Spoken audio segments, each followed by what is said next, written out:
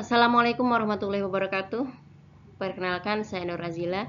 Baik, di sini saya akan mempresentasikan tugas saya dengan tema bimbingan konseling Islami. Di sini saya mengambil judul mengatasi masalah kehadiran dan motivasi belajar siswa melalui pendekatan bimbingan konseling Islami di sekolah dengan jumlah murid terbatas. Baik, selanjutnya mari kita sama-sama dengarkan penjelasannya. Abstrak pada artikel yang saya bikin adalah artikel ini membahas tentang bagaimana pendekatan bimbingan konseling Islami ini dapat membantu mengatasi suatu persoalan atau masalah yang terjadi pada sekolah, yaitu tentang masalah kehadiran dan motivasi belajar siswa. Nah, dengan BKI atau bimbingan konseling Islami ini nanti mengajarkan nilai-nilai Islam untuk membangun semangat belajar dan kehadiran di sekolah. Seperti itu. Selanjutnya adalah pendahuluan. Nah, masalah kehadiran dan motivasi belajar siswa memang sering muncul di sekolah, dan ini sebenarnya menjadi tantangan yang besar bagi sekolah-sekolah yang berkaitan, apalagi sekolah yang memang memiliki jumlah siswa yang terbatas. Nah, dengan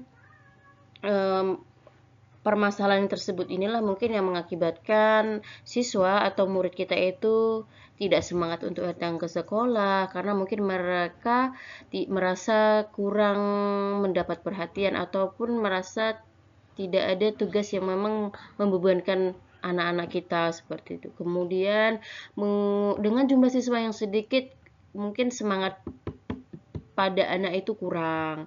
Jadi peran BKI di sini adalah bagaimana kita memotivasi, memberi pemahaman kepada anak sesuai dengan ajaran agama Islam bahwa mencari ilmu atau sekolah itu memang suatu keharusan dan itu semua dianggap sebagai ibadah seperti itu. BKI ini harus berfokus pada nilai Islam untuk mendukung bagaimana siswa ini dapat teratasi dari tantangan-tantangan yang telah terjadi seperti itu. Nah, harapannya dengan adanya bimbingan konseling Islami ini, kita sebagai konselor atau sebagai guru mampu mengatasi atau memberi motivasi agar anak-anak menjadi semangat yang semulanya tidak ada rasa semangat karena memang misalkan jumlah siswanya sedikit ataupun karena kurangnya motivasi dari kita sebagai pendidik seperti itu. Selanjutnya adalah metode penulisan. Untuk metode penulisan, penulis menggunakan metode kualitatif deskriptif dengan sumber buku dan jurnal terbaru. Nah, analisis dilakukan untuk memahami peran BKI dalam pendidikan. Nah, harapannya nanti BKI ini mampu memberikan motivasi agar siswa untuk tetap semangat ke sekolah. Kemudian harapannya BKI yang berlandaskan ajaran Islam ini tidak hanya memberikan pemahaman tentang akademik saja, tetapi harapannya adalah dapat mengembangkan karakter siswa serta memberikan semangat dan motivasi terus terhadap siswa seperti itu. Selanjutnya adalah masuk ke pembahasan. Pertama, kami akan membahas masalah kehadiran dan motivasi. Nah, masalah kehadiran ini adalah menjadi suatu tantangan sendiri bagi sekolah karena hal ini memang sering terjadi. Kalau saya ceritakan di sini, saya berkaca pada sekolah di mana tempat saya mengajar. Masalah kehadiran memang masalah yang memang sedang kami hadapi. Pertama, banyak siswa yang tidak hadir ketika diselidiki karena memang jumlah siswa pada sekolah kami itu adalah terbatas, tidak banyak, sehingga anak-anak merasa kurang semangat, merasa tidak pede, merasa terisolir seperti itu. Kemudian masalah yang memprihatinkan selanjutnya adalah masalah keluarga, sehingga anak didik kami itu ada yang harus menjadi tulang punggung keluarga. Malam harus pergi ke laut untuk menangkap ikan, pagi harus menyedap karet untuk memenuhi kebutuhan ekonomi keluarga. Kebetulan karena memang ibunya memiliki balita, seorang ayahnya itu meninggal, sehingga masalah keluarga dilimpahkan kepada anak didik kami seperti itu. Ketika kami selidiki seperti itu, selanjutnya adalah ada yang broken home karena orang tuanya lagi bermasalah, ada yang karena akibat dari perceraian, sehingga anak ini tidak ada yang memperhatikan. Saya bangunnya siang, Bu. Saya bangunnya jam 8, jam 9 baru bangun. Karena apa? Karena tidak ada yang membangunkan, seperti itu. Itu permasalahan yang sedang kami hadapi ketika kami tanya kepada anak didik kami, kenapa kamu datangnya telat? Kenapa kamu tidak datang? Kenapa kamu sering cabut? Gitu. Nah, balik ke anak tadi yang menjadi tulang punggung keluarga. Anak ini sering juga cabut. Anak ini awalnya tidak transparan, tidak cerita kepada kami di sekolah. Kenapa? Ketika kami selidiki, ternyata dia adalah sedang bekerja. Bu, saya jam 11 harus cabut karena saya harus menjaga kilang, seperti itu.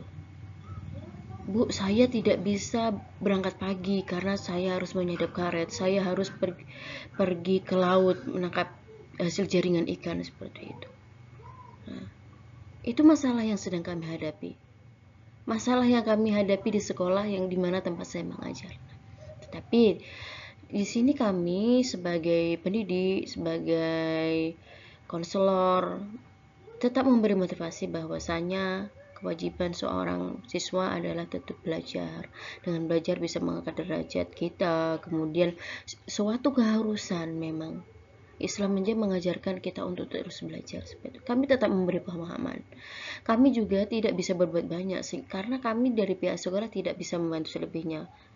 Kami hanya memahami ketika, oh kamu jangan cabut. Ketika kamu pagi jam 8 baru mau berangkat sekolah, berangkatlah.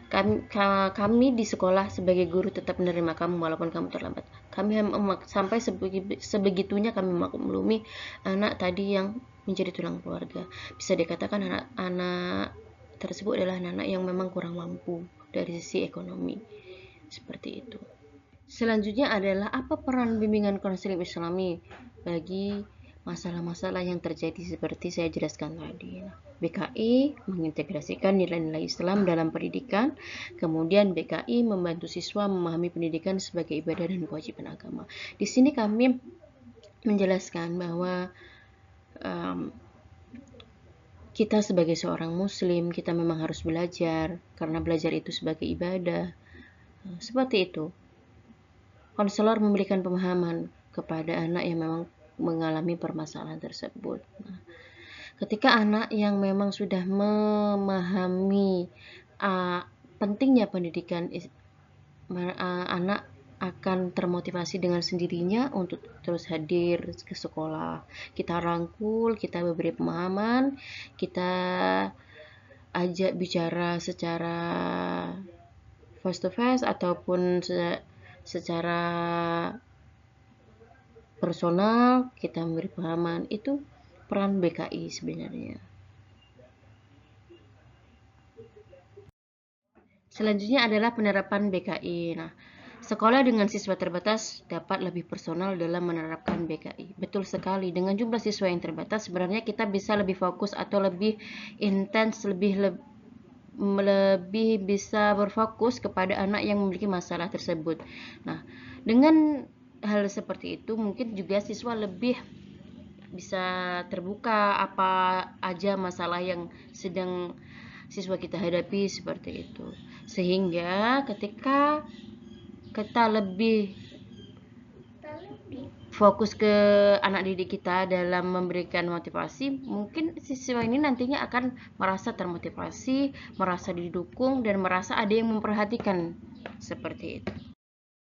Baik, dari yang saya jelaskan atau saya ceritakan di atas tadi, saya memberi kesimpulan bahwa bimbingan konseling Islami efektif meningkatkan motivasi belajar dan kehadiran siswa. Nah, pendekatan berbasis nilai agama dapat membantu siswa mencapai tujuan akademik dan spiritual mereka. Mungkin itu aja yang dapat saya sampaikan. Saya akhiri. Wabillahi taufiq wal hidayah. Wassalamualaikum warahmatullahi wabarakatuh.